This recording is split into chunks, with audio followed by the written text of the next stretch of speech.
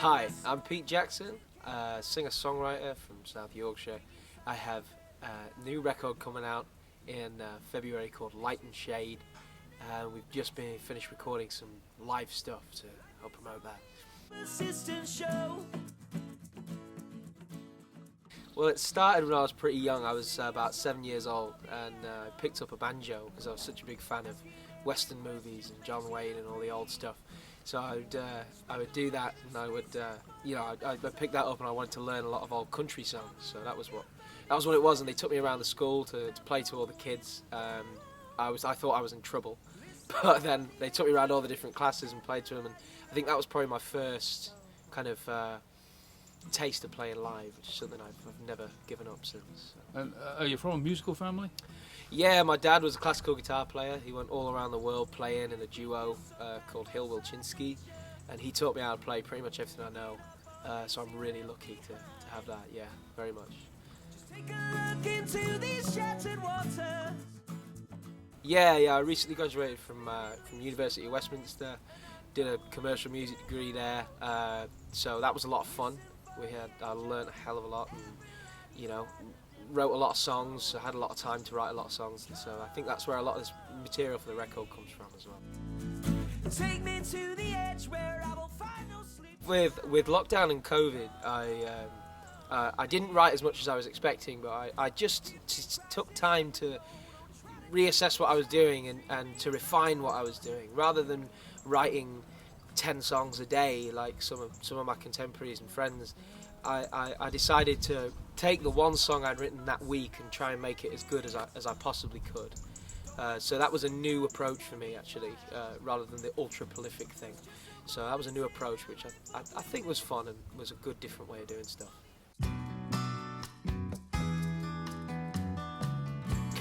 It is a breath of fresh air. It is so much fun, and I think that crowds especially appreciate it more now too.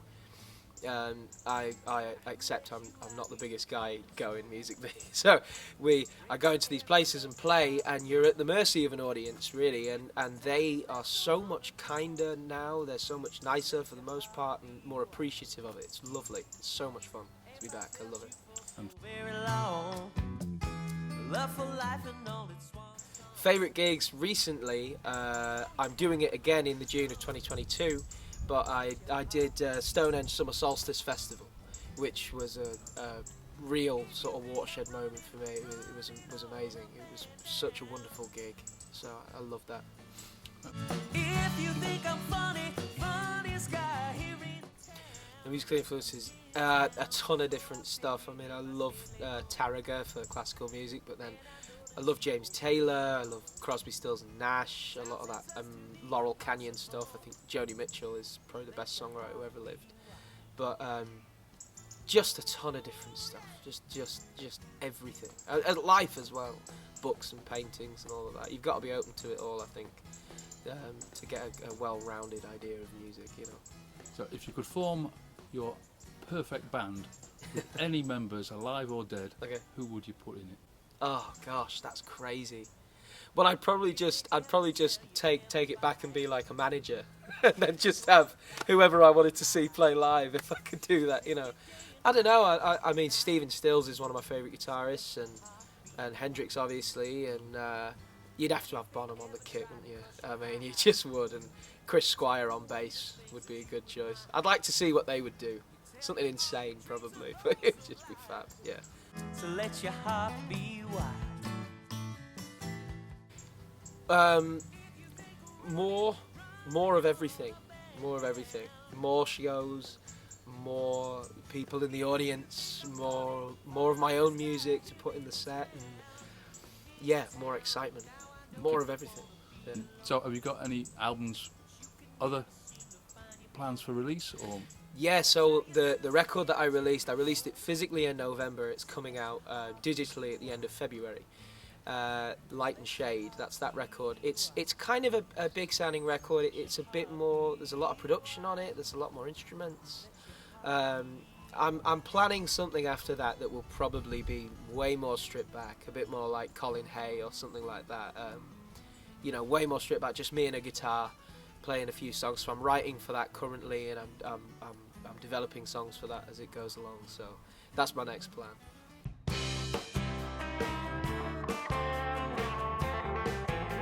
I used to have a band before COVID. I don't have one at the minute, but I'm looking to put one together, I think, as well.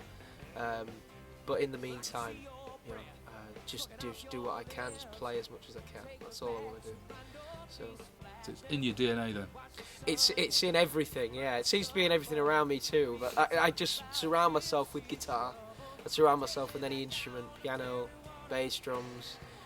I always think if you can be as open to it as possible, then you are more likely to stumble across something that you think is good in terms of songwriting, performance and stuff. Yeah, I play a million things, you know. I play a million, banjo, mandolin.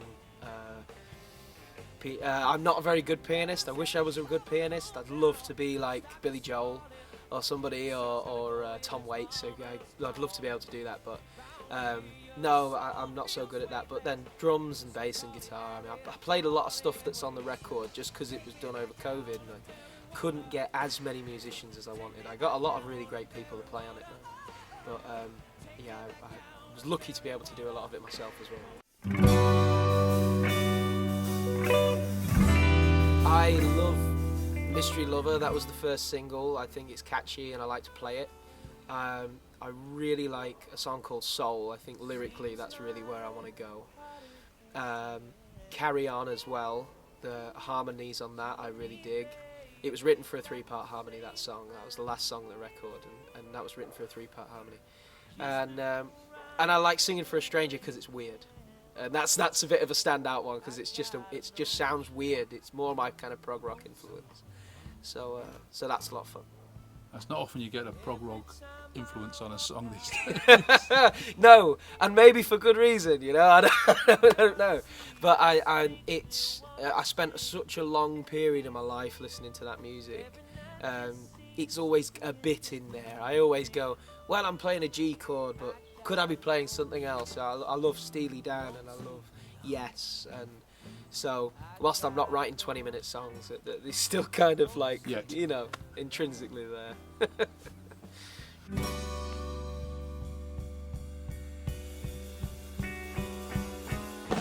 Maybe some of this wood could be cut up by then.